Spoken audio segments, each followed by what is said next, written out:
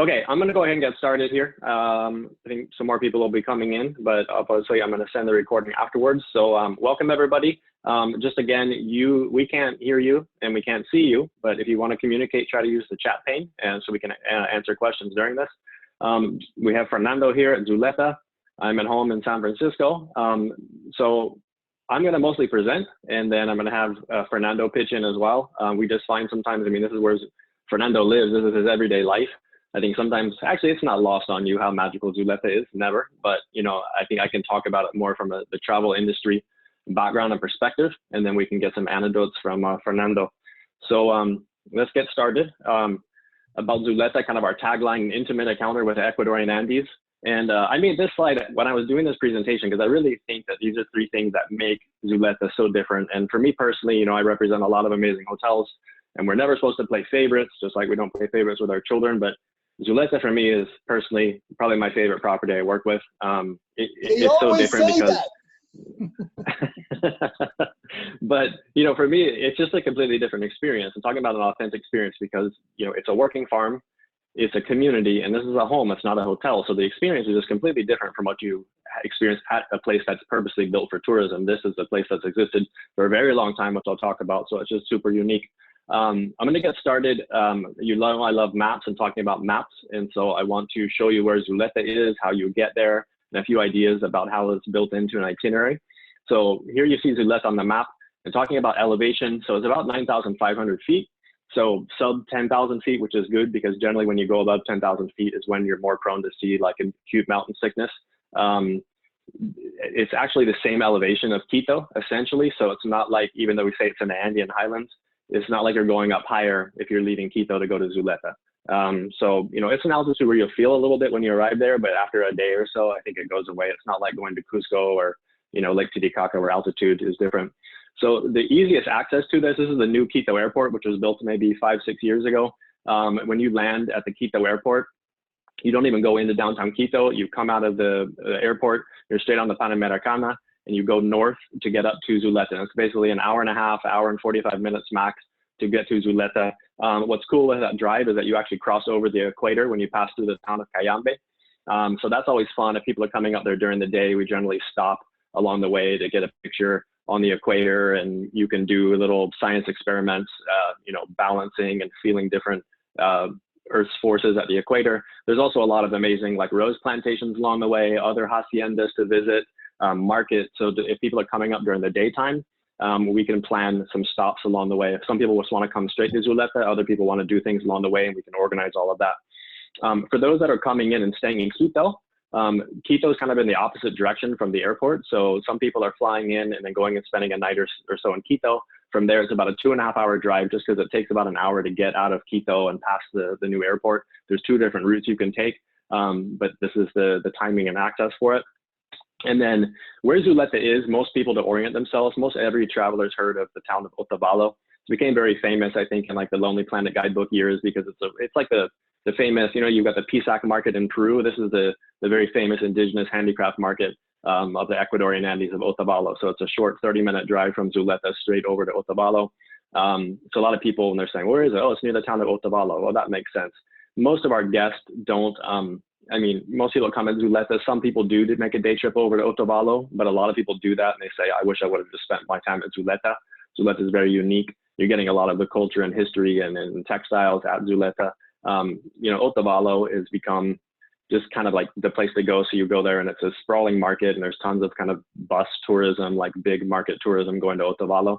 So guests at Zuleta, they can go and see it, you know, if they want and come back. It's just a short trip down the road. In terms of flights coming in here, so yes, all the international flights and all the domestic flights go into the new airport. The old airport now is a park. The old airport was in downtown Quito.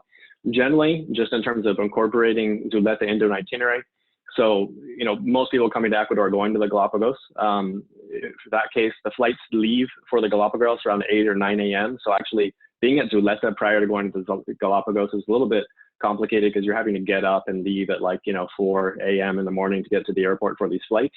But if you see the flights returning from the Galapagos, they're landing back in Quito, coming back from the Galapagos, and they're landing between like 3 to 5 p.m. And so that's perfect. You've been in the Galapagos, you fly back, and as soon as you land, you can go, we have the transfer, we can arrange directly from the airport to Zuleta. So you're getting to Zuleta anywhere between like 5 to 7 p.m. just in time for dinner. So it works perfectly coming at the end of the Galapagos. And then we have a lot of guests that come in just to come spend a week at Zuleta, which I've done with my kids quite a few times. And it's a fantastic trip in itself just to come spend a week at Zuleta. International flights, particularly those who are coming from North America, they generally arrive early in the morning into the Quito airport and leave late at night. So that's something to consider as well. You know, a lot of people come arriving very late at night. They just want to go and stay at like a nearby airport hotel, and then the next morning make the trip up to Zuleta if they're doing that at the beginning of the trip. And those that are maybe putting Zuleta on the back end of the trip and then departing straight from Zuleta, generally if they book the evening flights, the nighttime flights that leave around midnight is great because they get the full day at Zuleta, and then maybe around between 5 or 7 p.m. then they'll transfer into the airport to go check in for their flight. So that's just a little bit of logistics of where we are and the flights going in there.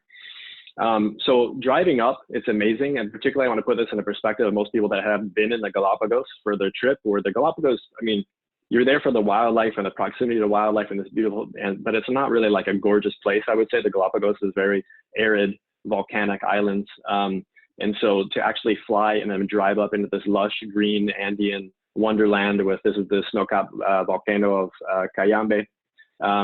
It's just amazing. It's just for people coming from the Galapagos, it's like, wow, it's a completely different scene, very refreshing. And you're coming up and then you're seeing the local people, the indigenous people of the Andes there, you know, going about their daily life. And so this is all of a sudden an element that you've been in the Galapagos, which is all wildlife focused. And all of a sudden you're seeing this kind of cultural landscape and beautiful landscape open up for you. And then coming into the valley where Zuleta sits. So this is actually Zuleta. The Hacienda is up here. The community is all around here, but basically all this land we're looking at more or less pertains to Hacienda Zuleta.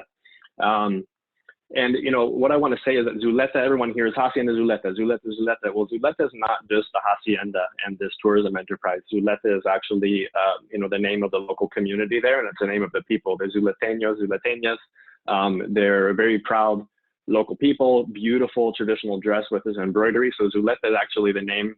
I mean, the name has a long historical context, but it denotes the community of the area itself. So if these women were in Quito or in another part of Ecuador, people would look at them and say, oh, those are Zuleteñas. They would know that they're coming from this valley of Zuleta, this area of Zuleta, the community of Zuleta through their dress. And then the other thing about Zuleta as well is that this is not, as I said, this is not like a tourism enterprise only. This is a working farm, and it's been a working farm. It's a huge, vast working farm. Fernando, name off some of the, I mean, all the things that you produce there. I mean, dairy is the main thing, wheat, barley. We produce about 13 different products, no? We produce 17 varieties of cheese. We have milk. We have we sell horses. We have produced vegetables, wheat, barley, quinoa. We have 3 times about 400 hectares of forest. So we do quite a few things. And now with the pandemic, we are opening to new things, new ideas. Yeah. So, you know, this is the thing. And before I talk about the kind of the experience of the guest staying here, I want to put that in that Zuleta is not a hotel. This is a community. This is a working farm, and it's also Fernando's home and his family's home. So this is the cows out in the pasture. So talking about Zuleta, what I first want to do, and you know, I'm a total history buff and geek, is I just want to talk about the history of Zuleta, because there's a lot of different haciendas that you can visit in Ecuador itself. But Zuleta stands apart from them for many reasons. One, I mean, what I already talked about, one is that it still is a working farm, plus guests can come stay here. You have a lot of haciendas that have converted only to being tourism places that aren't active farms anymore, or a lot of haciendas that are only active farms that don't allow guests. So Zuleta is unique in that aspect of that mix of it. But the history of Zuleta is absolutely bonkers. And what's cool is that it's a living history that you're experiencing staying there. So a bit about the history of Zuleta. On their property, this top picture you see is actually a Caranqui mound. So the Caranqui were a local group or ethnic group that lived in this area. It was kind of a tribe that was like northern Ecuador into southern Colombia. And they were the last kind of chiefdom that was subjugated under the Incan Empire, that was incorporated into Incan Empire just prior to the Spanish arrived. Spanish arrived in Peru in 1532, and then they were up in Ecuador in 1533. But the Caranqui had been living here from I'm not sure, you know, when, but basically built these ceremonial mounds somewhere around 800 up until the 1500s. And on Fernando's property in Zuleta, I mean, there's what, 300 or more? Or? There's 190 burial mounds and 12 pyramids. That one you see there, it's 300 feet by 350 feet. Yeah, and it's 90 feet high. Yeah, I have a picture later of us horseback riding on top of this. So you've got that kind of pre-Columbian, pre-Incan history there. But then Zuleta, the building of the Hacienda itself, it was built in 1691. And this bottom right picture is actually the original cornerstone, which I don't know, you know what it says in Latin, Fernando, but it basically says on what? Behold the sacred sacrament that this house was finished the 15th of August of 1691. Actually, when we built the new dining room, well, not new, but we converted the dining room into one that my grandmother would say, this is okay. No, this is from the 16th century, 1585. Wow. So, you know, you've got that in the history of what is the modern day Hacienda built in 1691 and this beautiful cross in it.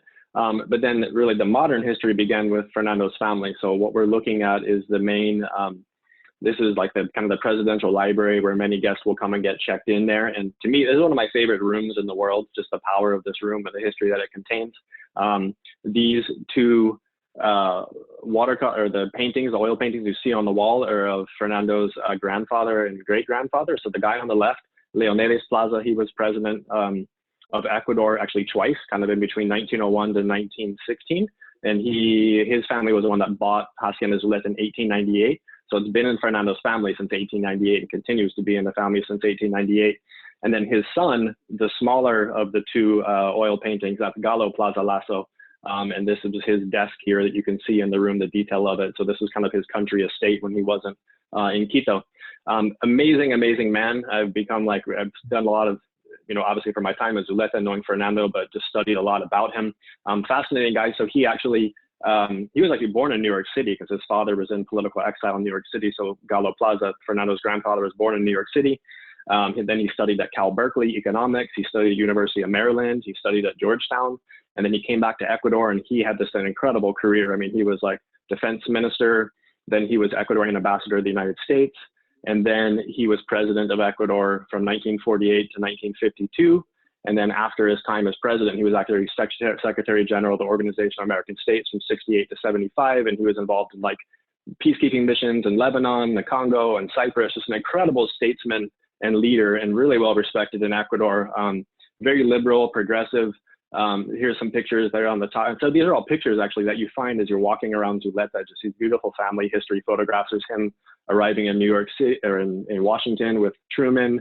There's him also in his office in Quito, giving land rights to the indigenous groups of the Amazon. So very progressive back in his time there in the 50s, you know, championing indigenous rights in the country. And a lot of his ideas was, you know, bringing mechanized agriculture, which he learned in the US, bringing it back to Ecuador. And a lot of what we consider, I mean, when 7 times out of 10, you go buy a hand of bananas in the supermarket now and you see they come from Ecuador. And a lot of it traces back to Galo Plaza, seeing, you know, the riches that Ecuador had and exporting them. So Zuleta was kind of, I would call it a sandbox of a lot of these, you know, socio-political ideas of educating, you know, the indigenous population, granting them land rights, bringing in mechanized agriculture, being involved in the outside world. He kind of worked with the community in Zuleta. So the family, Fernando's family, is a very close tie with the people of Zuleta, and it dates back to, you know, his grandfather's efforts with that community. And so, you know, Zuleta is just, Hacienda Zuleta is an incredible museum, you know, about the family overall, but a lot of Galo Plaza Lasso of Fernando's grandfather as president. So as you're strolling through here, here's some other pictures that I've taken that are on the walls of Zuleta with Galo Plaza in the Oval Office with Truman. That's Eleanor Roosevelt, right?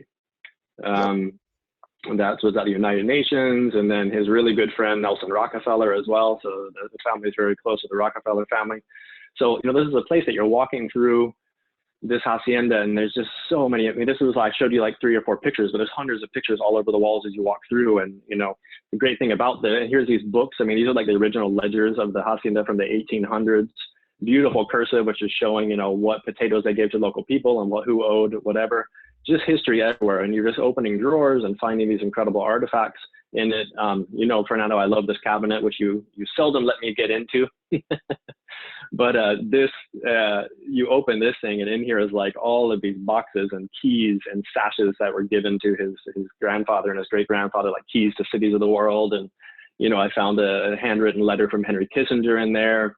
There was, what else in there? There's letters from Pinochet. Just an incredible amount of history locked in here of the family, of, you know, the statesmanship there. And, you know, there's Fernando with guests kind of showing them some of the people are always curious. Tell us about this, tell us about that. And that's what's so amazing about it is Fernando he lives there. His aunt lives there. So the extended family lives at Zuleta. And so they're like curators of their family history. So again, you're staying in their home and you're staying in this incredible historical place. And, you know, the family really brings it to life. They want you to feel welcome in this home. You see the kid barefoot walking around, and Fernando has always said to me, when he walks through and sees someone sitting on the couch, you know, with their feet up, they're barefoot, he really feels like that's what he wants, people to feel welcome, that they're in their home. So it's just an amazing historical place overall. And Fernando is such a fun guy, so many great stories to tell of everything. Sometimes. I mean, all the time. But, you know, I took my boys and we spent like 10 days at Zuleta. I was doing some filming, and it's just like, we didn't want to leave after 10 days. It was like, there was never a dull moment. There was a lot of time to chill. There's so much to do, but just like being there and being welcomed by this family is something truly unique. So I'm gonna take you on a little tour of the Hacienda again. So you're being welcomed there. All the staff are local people from the local community of Zuleta. So it's a real community feel. It's a real family feel when you're there. This is just kind of a watercolor of the main Hacienda area. We've got, what's nice about it is you have many different common areas. So no one's ever congregated into one spot. You have maybe 3 or 4 different main common areas or sitting areas, and the rooms are spread throughout the Hacienda. You get lost when you're initially there, just navigating all these passages and walkways through there. So going in, this is just kind of the main patio outside at night. I love this picture. This is one of the main, one of the living areas, and there's Fernando, you know, probably sitting with some clients, either talking about their trip or looking at some, you know, history books of the family, telling them some stories. And everything has a story. Actually, you see the fireplace, the stones on the fireplace earth. Those are actually cheese presses from when the Jesuits owned Zuleta and had initially started the cheese dairy there. Those are actually the cheese presses that have been incorporated into the fireplace earth. So there's just like, everything there has a story. And so you just want to learn and explore and investigate. This is one of the sitting areas or one of the kind of private dining areas in the solarium, looking out over the horse paddocks. The beautiful courtyard, sitting out there in the sunshine's wonderful, watching things go on, and just all these details about the geraniums, you know, rainbows all the time, and often condors soaring around. Here's one of the newer sitting areas that they just did in front of a roaring fire. So I mean, this is again a place you could just go here for multiple days and just hang out at the Hacienda, explore history, drink good bourbon, chat with Fernando, and just enjoy life. Find little nooks. This is one of the walkways, a beautiful little hallway, always full of light and geranium pots. People often you find just sitting there, just enjoying the ambiance of it. Another one of the living rooms is actually in the presidential library, and that's often a place people gather after excursions in front of the fire, and they're eating fresh cheese from Zuleta and drinking wonderful wine and meeting other guests and talking with the staff of the Hacienda. Or you find a nice quiet time when it's just you and you can grab some of the family photo albums and start looking through historical books. You notice the bowls of candy on the table. My kids, that was like their favorite thing. When I asked them about Zuleta, I was like, oh, there was candy bowls everywhere. You know, and so there's a lot of these touches, and that, you know, as Fernando says, like he grew up as a child coming to his grandfather's Hacienda here at Zuleta. So there's little touches like that they remembered as kids. He'll say, I remember, you know, my grandmother used to hide chocolates in this little drawer of this armoire. So, you know, Fernando and his family, they treat people like that. They know the magic of Zuleta when they came there as children themselves. So when they see families or guests coming there, they want them to feel that same sense of wonderment of exploring the Hacienda itself. And since it's a community project, you know, there's local people sitting around outside, people coming by to collect their paychecks, drop off produce. It's a working farm. You know, things are not put on for tourism. You're really surrounded by this large working farm. So in terms of guest rooms, there's 21 guest rooms on the property. There's 3 different categories. We've got standard rooms, and they're all different. Like no one room's the same, obviously, because of the history of this building. There's one of the standard rooms. We've got 11 deluxe rooms there, and then junior suites as well. So I'm just going to show you a couple shots because all of the rooms are different. A lot of them, they all have a name. It's not like room number 2, 3, 4, 5. They each have a name. Many of the names of the rooms are names of a family member of the Plaza family. That was their home. That was their room when they were growing up. So a lot of the pictures on the wall are, you know, kind of in homage to that person that used to be their personal bedroom. So here's some of the newer junior suites that they did, or just, you know, this building, as Fernando says, it's very old, but it's always changing. You know, the only constant is change. But you see every room has a beautiful wood burning fireplace on it. Here's one of the rooms upstairs. Some of them have patios that go outside. So 21 guest rooms there, 3 different categories. And then this is the new dining room. There's many places to dine here. I mean, they like to do this obviously family style, so other guests interact and they can be served together. But if people want to dine separately, there are different areas that are partitioned off. So if people want to dine by themselves, they can do that. But you know, the culinary experience here is unbelievable.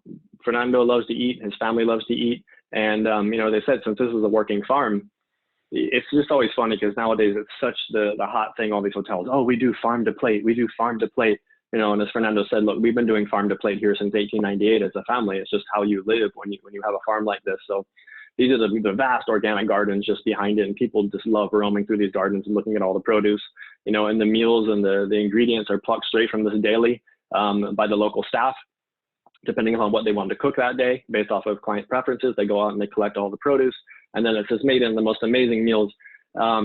You know, there's something of, this is not fine dining, okay? You're not coming, this isn't Michelin star and fine dining, this is farm food. And we have so many people that are foodies that come here and they say, you know, I've eaten the best restaurants in the world, but this is something truly extraordinary because, one, the freshness of the ingredients, but the thing I love about it is they'll often come out and they announce and they explain this dish. And they talk about the recipe in the dish, and they talk about in historical context. This happened because of my grandmother, and there was a misunderstanding with the maid at that time, and she put raisins in here rather than something else because of the way it was pronounced. And we've been doing it, we've been serving it in the same dish since 1924 here, and with raisins, you know, because that happened. So there's like funny stories behind everything, and just the simplicity and the richness of the food. This is my personal favorite, and Fernando as well, but one of the desserts, which is mora con crema. This is blackberries, fresh blackberries. Just in farm fresh cream, just poured over these blackberries. It is unbelievable. You know, lemon pie. So this is really, you know, home cooked farm food, fresh from the farm to the table, you know, just presented in the most amazing way. And of course, the never ending cheese as well. Talking about the excursions and kind of the way that the property is run, we don't have like, they're not guides here, okay? We don't have guides and we don't have set excursions. Again, this is a home. So the whole way that the guest is treated is in that way. So what we have here, rather than guides or excursion managers, whatever, is the host. And so we have, you know, half a dozen or so that are, you know, good English speaking people from the community that have worked their way up at the Hacienda, and they act as hosts. So when guests arrive here at the Hacienda, they kind of have a host that's assigned to them, whoever the host is on duty. And they look after the guest and say, hey, you know, good morning, when would you like breakfast? Where would you like breakfast? What would you like to do today? And they help kind of arrange excursions for them, but it's not a set thing. It's like there's so much to do here. And the hosts are there to make them feel welcome at home, and for the hosts are there to facilitate people's activities and their time while at the Hacienda. I'm going to show you some maps, but the thing is we have all these maps, and so many of the excursions are self-guided. Because it's just a place to go and explore and enjoy the place. I mean, certain things are guided. We can have someone, one of the hosts, go with guests guided if they want. But a lot of people coming from the Galapagos where they've been handheld and they're told you only walk on this trail and you stop where you are. People love the freedom of getting to Zuleta and just being told, hey, you want to go see that waterfall? You want to go see the Condor project? You want to go see the cows being milked? Go there at this time, follow the yellow path. And all the paths on the Hacienda have these great signposts, color-coded markers.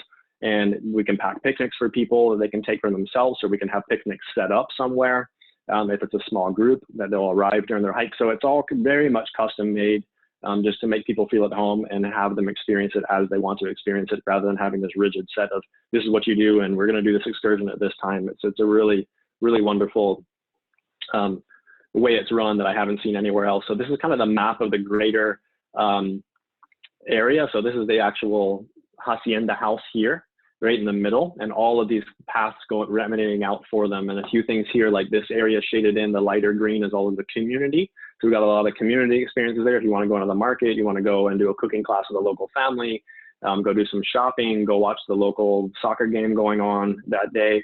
And then there's all these trails that lead to different parts of the farm, and then up this wonderful valley, and all these yellow dots are these Karanki pyramids and mounds that you see. So I'm going to talk about some of the most popular excursions here, but just to show you how much there is to explore and how it is color-coded and people can kind of take off and explore as they like. And then around the Hacienda itself, so this is the actual Hacienda building, and there's so much itself just immediately. This is the milking barn. Here you have the horse paddocks where all the horses are taken care of, horseshoed and their saddles put on. You have these little ponds for fishing. You have the cheese factory. You have the organic garden. You have the chapel. This is a lot of the staff housing. You have composting and worm farms here. So there's so much immediately just activity of the farm going on. But just spending a day walking around and seeing all the activity is fantastic as well. So by and large, Zuleta is a dairy farm. So how many liters of milk a day you generally do? It's like Right now, 7,600. 7,600, but usually more, no, or sometimes. But so, you know, the milking thing, the cow, this is something I love experiencing when guests are there. They're often in their room and then they wake up at like 6 a.m. and they're wondering, what is that racket? And then they walk outside and there's like these 150 of these cows being brought in by these women in their beautiful dress into the milking barn beside the, you know, the hacienda, and people are out in their bathrobes watching this happening, and they're just like, wow, and they think it's this magical, oh my God, what's happening? But this is just daily life, you know, on a dairy farm in the Andes. And so people kind of wake up and see that, and it makes them realize like, wow, I'm here in the working farm. This is going on. And it's just amazing to see that happening. So amazing cheese. I mean, everybody that leaves Zuleta is just cheesed out. They're just like, oh my God, death from cheese. But you know, what's great about here is during the excursions, you're out in the fields and you're seeing the people milk the cows, and then you can go into the cheese factory. They have a wonderful kind of tour and visitor experience to see the cheese. So, I mean, it kind of works generally weekdays. I mean, you have a schedule when the factory is going. This is the single largest source of employment for the local people in the communities working in the cheese factory. And they produce this incredible variety of artisanal cheeses. And so like, if you go into like, say, the equivalent of the Ecuadorian Whole Foods market or whatever, when you go into the nice cheese section, you'll find Hacienda Zuleta cheeses. And staying at a lot of the other nicer hotels around Ecuador, there's always a tray of the Zuleta cheese. So the Zuleta cheese is super famous around Ecuador. You don't really find it. There's actually one dealer here in Sonoma, California, that has some of your cheese for sale, but you're not really exporting it internationally. But the cheese is a great experience. And then exploring the greater Hacienda. So it's kind of like, where do you want to go today? What do you want to see, and how do you want to do it? You can take off by foot. They have bikes. They have horse-drawn carriages. So there's great biking routes. You want to take some bikes and just go off and explore for a little while. From other biking, they can drive you up to higher elevations above the valley and drop you off. And then you have this beautiful downhill ride with the view. So this picture, actually, we're looking back down. Here's the hacienda down here in the valley, and here's the community. One of the biggest highlights, of course, is the horses. So they breed their own. They have their own breed of horse, the Zuleteña breed. And so, you know, I don't know, around 100 horses, 80 to 100 horses or so generally you have around there. Yep. So there's a great history of horsemanship there. So full-time staff that's looking after all the horses, taking care of them, and then incredible horseback rides there. And there's even a wonderful shop to go into town to see the saddles that are made there, which are famous. And so horseback riding, you know, even if you're not into horses, just seeing the horses there is a wonderful thing, but everyone needs to go for a ride at Zuleta. I've ridden all over the world. The horses at Zuleta are hands down the best horses I've ever ridden. And just the riding environment is incredible. This is going up that valley. You can see one of the pyramids behind people. This is down one of the cobblestone roads leading out from Zuleta, going out on a ride. And again, up the valley. And here's that picture of a group of horseback riders on top of the pyramid. And we're looking up this valley, which is a lot of the excursions go up this valley because this is where the Condor and Bear project is, which I'll talk about. But great area to go for a hike or a horseback ride up. A lot of the experiences at Zuleta, so Zuleta actually has a foundation, the Galo Plaza Lasso Foundation, which is in homage to honoring the legacy of Fernando's grandfather, Galo Plaza Lasso. So a lot of these projects and things that tourists can experience there are tied in with or run by the foundation. This foundation is financed through tourism and other grants that they get, but it's basically looking at conservation, education, and community development through tourism for the greater Zuleta area. The thing, apart from the cheese and the horses, that people, pretty much everybody does, is they go up this valley to visit what we call the Condor project. So at the top of that valley that I just showed you people horseback riding in, they have the visitor center here. This guy with the long ponytail is Jan, or Frenchie, and he is the staff biologist for the foundation. I don't know, how long has Frenchie been there? He now has a Colombian girlfriend. Ah, he always has a girlfriend. For many years. Wonderful guy. I mean, this guy lives and breathes for wildlife. And so this is coming up to the center here. So inside of this building, we have kind of an interpretation center to explain about what the foundation's doing and about the condor. You see the condor feathers here, and about the bears. I'm going to show you pictures and videos of that. But up here, so this is a visitor center, so you can learn about it. And then Jan, pretty much all guests get an experience with Jan there. We do plan for him to be up there when guests are coming to the center. And these are actually the large cages behind him where where condors are. So the condors are brought here. They're part of the working group for the preservation of the condors in Ecuador. And so condors that have been found elsewhere in Ecuador that have been like maybe raised as pets and people don't want them anymore, or they've been shot by farmers or found poisoned or injured or out of habitat. They're brought to Zuleta and looked after by Jan and his staff and a bunch of other biologists, where they are, you know, kept in captivity. They're rehabilitated for hopefully eventual release into the wild. And then we have, over the years, many pairs of condors that are never really going to be able to live in the wild themselves because they're too badly injured. And we have a captive breeding program going on. So you're always going to see the condors there at the enclosures, not to mention the dozens and dozens of condors that you'll see every day just soaring on the ridges, you know, during the morning and afternoon thermals. There's condors everywhere around here. But digging into that project, so how many chicks have you raised there over the years? Well, we have had close calls. We have had 7 that didn't survive and 4 that survived. Until now, we have 1. Ilu. Yeah, so we had a big, I mean, it's a long story. It's a whole nother thing. It's going to be in the links I send you afterwards, but the Condor project, this is actually, Jan sent me this video. This is of the newest Condor chick. Let me see if, I don't know if this is going to stream well for you to see it, but this is the newest chick. This was born, what, end of January or February? And this obviously was shot from inside the enclosure. 2 months.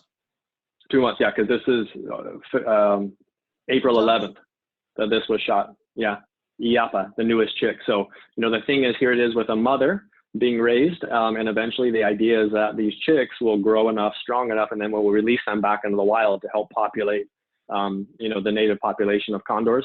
That's been the mission. It's a very complicated thing, as Fernando was saying, like this mother here, this mother has been there for 25 years and has only just produced an egg now. They only produce eggs like every 25 years or so, right? No. Starting around 12, 13 years, and then once every 2 or 3 years, no? Okay, every 2 or 3 years. Yeah. Yeah, but so you know, it's a rare thing. Yeah, so you've got that Condor project, which is incredible to experience. And then the other thing is the Andean spectacle bears. So this is like kind of the only native bear in South America that you find kind of throughout the Andes and the cloud forest. They're, you know, an endangered species. My 10 years working as a guide in Peru, I maybe saw 3 in the wild, and I was an outdoor guide, so I was outdoors all the time, so very rare to see. But in Zuleta, they're everywhere.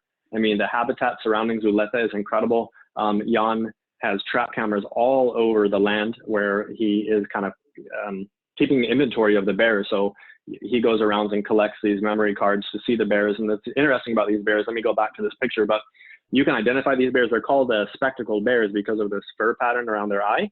And every single bear has a very unique fur pattern. So just seeing on this camera, Jan's able to know which bear that is and if the bear had a new cub. So they have a booklet at Zuleta. It's the Bears of Zuleta, and they have names, and a lot of the names are sometimes from past guests, that it was a guest there that was with Jan when he identified that bear. So it's a really cool story. And you see them, I mean, I don't know how many times I've been to Zuleta, but I'd say I probably have a 80% success rate when I'm at Zuleta seeing bears. I mean, I probably have higher. I've had incredible things. I mean, I'll show you some drone footage that I've shot of the bears. So it's an incredible thing. You're out on a hike or a horseback ride, and then, you know, someone, look up there, there's bears, and then seeing these bears, they're nothing to worry about. They're mostly herbivores. They mostly eat like bromeliads there. They don't really hunt meat. They will eat meat. These actually are feeding platforms where they'll take kind of like trout guts or whatever and leave there for the bears in order to come in front of the camera so they can see who's around. And that's Jan up at the thing with some guests talking about the project with the bears. And let me see if this will play. This is some of the drone footage I've taken on 2 different occasions at Zuleta. Is that streaming, Fernando? Yep. Yeah. So this is, again, I've got a couple hours of footage of the bears, but just amazing to capture that. I'm so close with the drones of the bears, and I'm able to bring it back to Jan and show him, and he'll say, oh yeah, that's, you know, that's Kia, and he knows exactly who the bears are. So the condor and bear thing is just incredible. Couple other things with the Galo Plaza Lasso Foundation. You have the embroidery. As I talked about the women, and that's how they identify with their dress, with some hand embroidery. This was actually something that Fernando's grandmother saw, that a lot of this skill was being lost in the community. And then she, on a trip to Spain, had seen the hand embroidery and came back and developed this program for the local women to teach the younger girls how to embroider. And so amazing hand embroidery. You see it throughout the community. The best place to buy Zuleta embroidery is actually there. So they have kind of a shop where the local women can sell their stuff at the Hacienda, and the money goes directly to them. And so really this foundation and project has helped to raise the level of artistic skill amongst the community and a sense of pride of what they do. So here's a detail of one of the women. And so we can arrange embroidery lessons. This is one of guest Colleen on the fam trip I had. And we had a rainy afternoon, and this woman came in when we all sat, and she had prepared little squares, and we sat and embroidered patterns. Just super cool that you can take that home with you.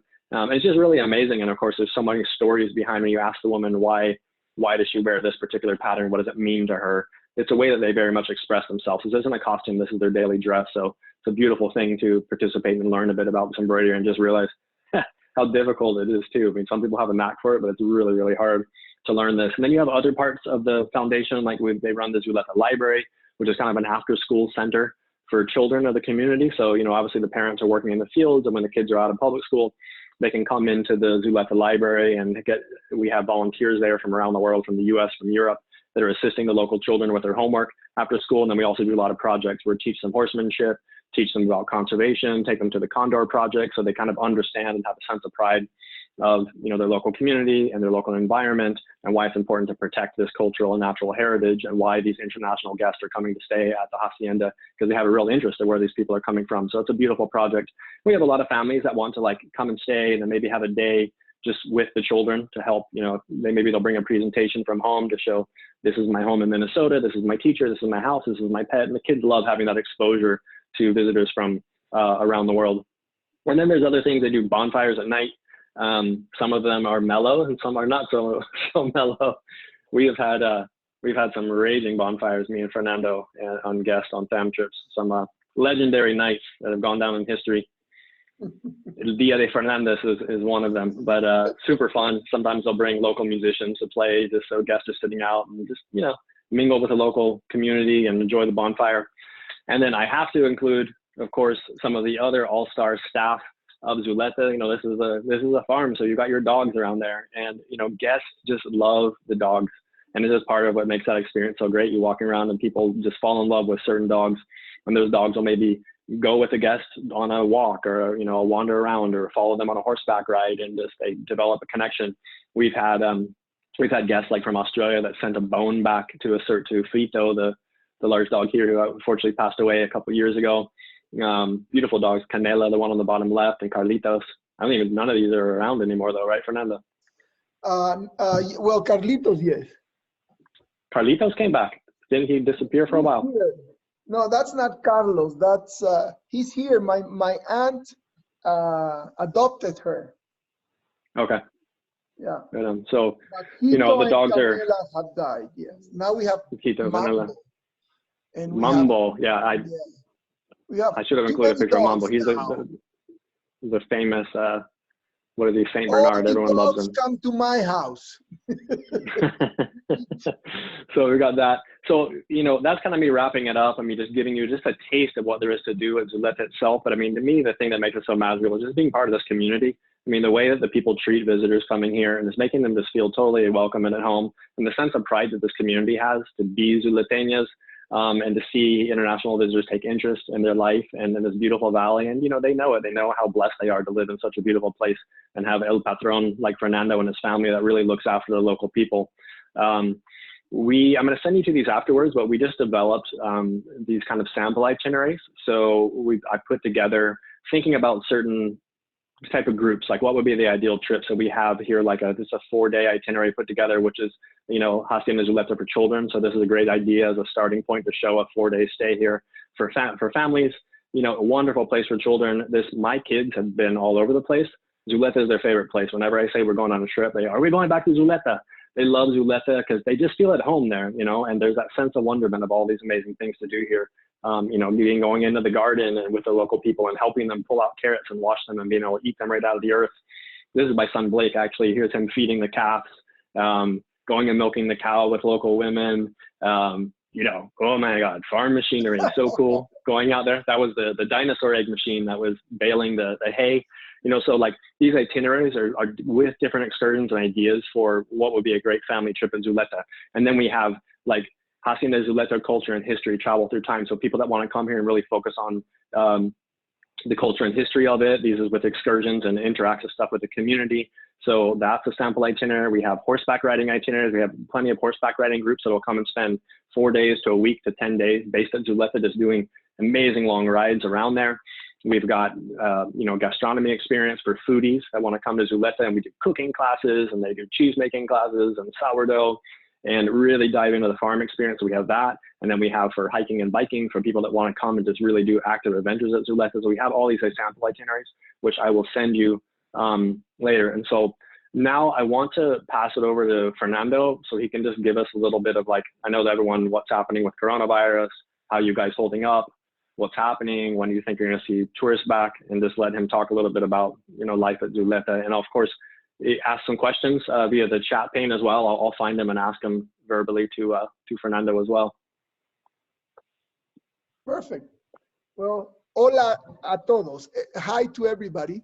You see some pictures now. Well, for us, the coronavirus, which I actually called it the pandemia, because I like that word a lot. And for us, it has been a pandemic. No, this is a farm. We cannot close things. We have still horses being born, being trained, eating, horse shoe pudding. We have cows milking. We have a lot of life going on. But for the hotel and for the community, this has been tremendous. So I don't want to, I think we are in this beautiful industry with beautiful dreams, no? But it has been terrible, and it's still being terrible. But I love crisis. For me, crisis in my life, when I got my first divorce, everything becomes a crisis to your ingenuity to bring up alive. And my wife and I and many of our employees are working very hard in trying to bring back and at least have some money for people to put food in their homes. You have to understand that tourism has been an answer to many young kids that had no opportunity in the countryside. They had to go to the city. And most of our employees are very young, so 30s, 40s, 20s, that would have been in the city working as maids or maybe in banks or something like that, no? So it has been hit hard, but we are doing a lot of things. We are now, starting this week, we started thinking about post-pandemic, no? Because Ecuador has closed very, very fast, although we had horrible problems in the Guayaquil, in the coastal city, because not only because of COVID, but because of other sickness that made it this huge news, like many of these news companies, they want to put the bad news first, no? And horrible situation, but the rest of the country has closed and is completely in control, no? Our job, and especially the communities. The communities have closed all their communities. I don't think it's necessarily good, but because you have now only one entrance, and it's very, very controlled. Clark was showing some of the maps of the city. So I mean, my job has been to imagine new things. And basically, we're going to divide this huge house into 4 or 5 private units. So each unit will have its own living room, and some units, some areas of the house will have 4 rooms attached or 6, and you have the own dining room. So my idea is, you come from your house, you come here. First, obviously, we're going to have to attend our local national tourism, which we think will open around July, but we will love to bring guests to these very confined units where guests will feel free and also have liberty. So that's basically my idea, and we're working on that, on having like 4 or 5 dining rooms, basically, no? So it's gonna, I think, it's gonna be a challenge, but I want guests and I want our employees, our people, to be also feel safe. So if your family or your tour groups come, they are in 4 or 5 rooms, they have a living room like this, they will only see 2 or 3 of our employees. They will follow them, not only the host, but the guides and the people that attend them in the table and in the rooms. They will be the same throughout their vacation. So that's kind of one of my concepts. Mhm. You were talking about how obviously, you know, so much of the tourism income that's not coming in anymore, but trying to keep local people employed. Can you talk a bit about these pictures, what you're doing with like the garden program and Okay, so products basically and stuff? basically what we did after, we don't have such open laws, labor laws, like you have in the US or in Canada or in Europe, no? Ours are very strict. You pay or you pay. So basically what we did is a arrangement with the employees. We're not paying, we're just paying their social security, and the garden now is open. So people come, work, in exchange of work, they get vegetables. We have increased twice the size of our garden. We are now producing a lot of our lamb, are coming out our lambs. We are getting trout for people just to have the basic needs, which is food, no?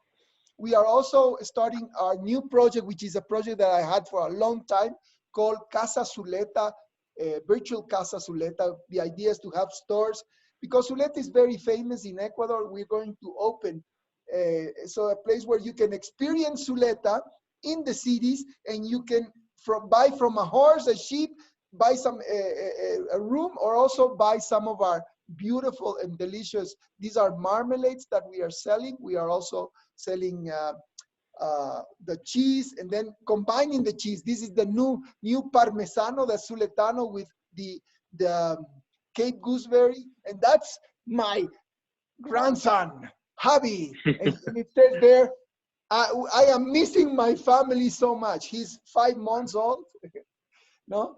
So also honey, all these, we are doing all this work for just paying the day, $15, $17 a day for people to come and help clean the house, cut the grass, because my idea is we'll be ready.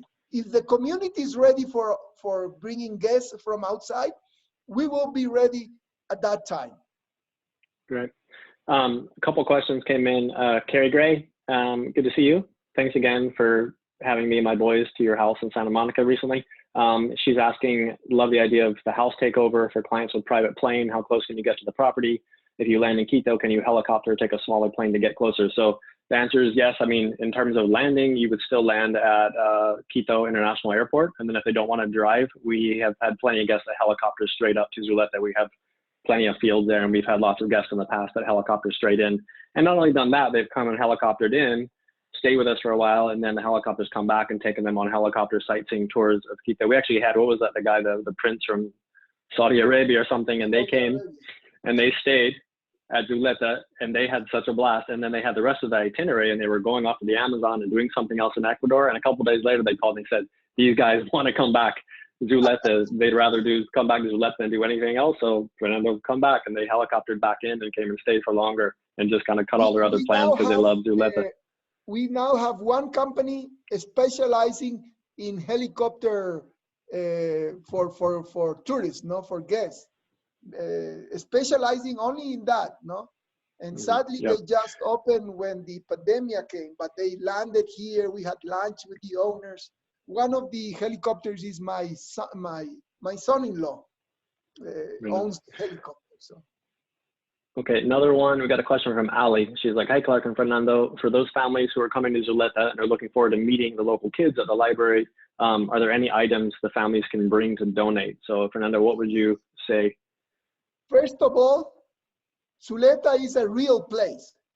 And I will not make these meetings that do not have this win-win situation, okay? So yes, you can bring pens and paper and clothes, whatever, games and things, but it has to be a two-way street. I don't want the kids, I would not like the kids of the community to be part of the event. No, I want them to be part. It has to be natural.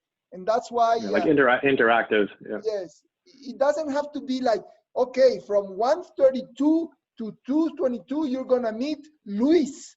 No, it has to be natural, and that's why Zuleta is like that. Zuleta is a real place, and I am sometimes not very comfortable when you use people and guests and kids. Yeah. No? So I kind of add this. I think one, the people in and around Zuleta are not poor. They have a rich land. They're not going, hungry. These people are prideful. I don't think they lack for much. The Zuleta library and the program that provides them with all the pens and materials and stuff. To me personally, I think the best things that families can do is bring something to share. Like have a kid develop, a little cardboard thing, just talking about what is his life like. Like I said, like he comes from Minneapolis, Minnesota, and bring some pictures to show the kids at Zuleta what that children's life is like at home. Pictures talk about his school, his pet, showing pictures of a massive snowfall that happened, because these kids are like, whoa, not used to seeing snow on the ground, but to see like a kid at home shoveling snow at the driveway, to them that's enrichment for them to see for people from the outside world. So it's more like bringing energy and sharing some of yourself with the local kids, I think is the best thing you can bring. And then likewise, then those local kids can share their experience with the visitors as well. So a couple other questions. Can we buy your products in the US and help the community going? I don't think so, no. I mean, I'd be happy to be.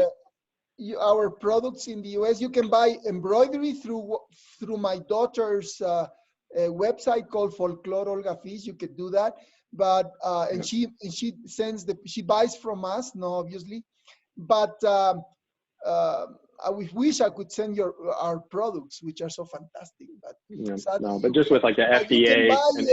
You can buy future nights.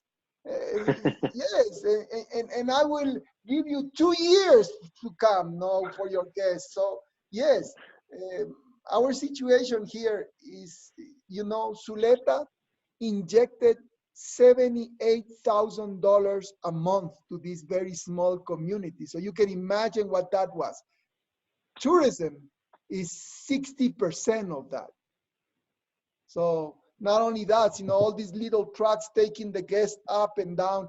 Now my family, not only for the community, now my family realized the amount of things the hotel was paying for, like fixing your cobblestone, painting your whatever. You can bring, my family used to come here and be with guests. Tourism to Zuleta is like unique because it protects our heritage, protects the community to be viable, basically. Mm-hmm. Yeah. Another question. So talking about buying that, his daughter that has the online place where you can buy the embroidery, I'll provide a link for that in the follow-up. So that would be wonderful if you guys want to buy some embroidery. We can facilitate that. I actually have some embroidery here. I'd be happy to sell as well. Someone else, are you continuing with a volunteer program for students to spend there? Yes, totally. Yeah, we've had, so even some of the people that are here in this webinar, like Marta Tavera, she had her cousin or niece come and spend. We've had like Leslie Overton in New York from Leslie Overton Travel. Her daughter Ruby came and spent a month or two here after college or high school. We've had Cunningham's daughter from Outside Go that have come to volunteer after. So they do have a volunteer program for younger kids that'll come and spend like a couple months or two and work there. There's always things going on there, building a museum, doing this, helping to train the hosts, working in food service. Example, so there is opportunity. I'll just give you an example. Maybe you have a family that has a dentist or a doctor or something like that, that the father can come work for 4 days while the family is here, and we can do a barter for his stay, for the stay of the wife, and maybe only pay for the kids. Right now, these are the ideas that come that we can help this community in many ways, and that we can do this barter. We love barter, Yeah. So I don't know. I have some ideas. Yeah, talking about that, we had that one. What was the guy? The Clark couple. What was his name? Yes, that came with Backroads.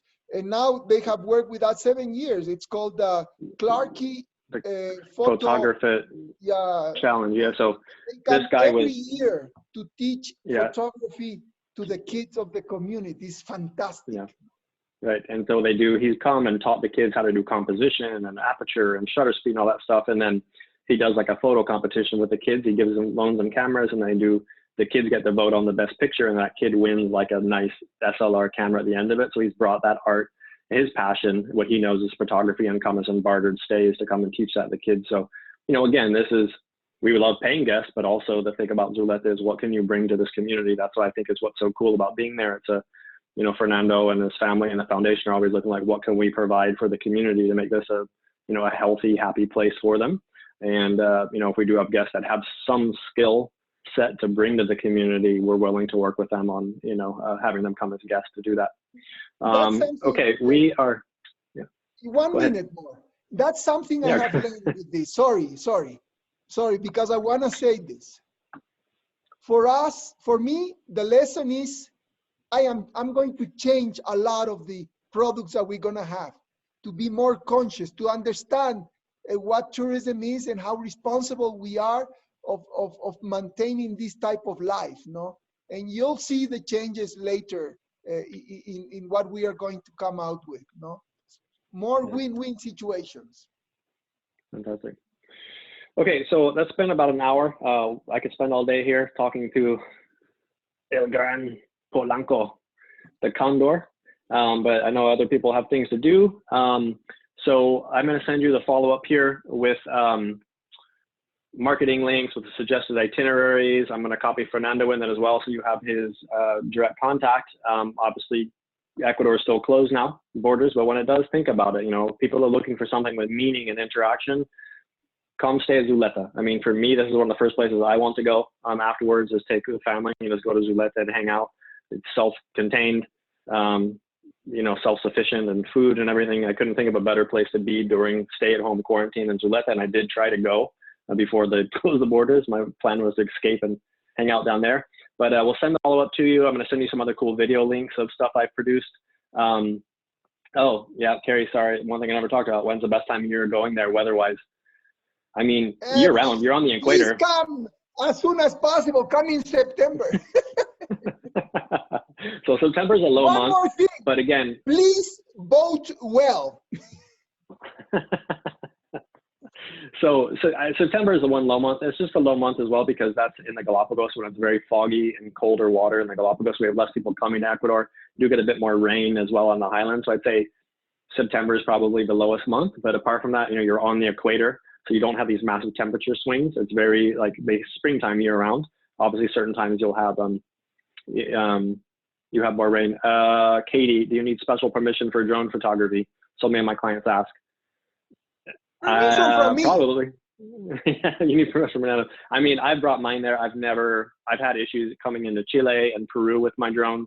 I've never been stopped in Ecuador. I actually sent a drone for your son, Fernando.